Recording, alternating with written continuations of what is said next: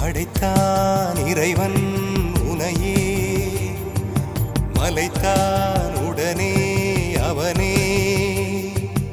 அழகை படைக்கும் திறமை முழுக்க உன்னுடன் சார்ந்தது, என் விழி சேர்ந்தது. விடிய விடிய மடியில் கிடக்கும் பொன்வினை உன்மேனி மீட்டட்டும் என் மேனி. இறைவினில் வந்து கலந்திடு, வீரல் பட மெல்ல கனிந்திடு.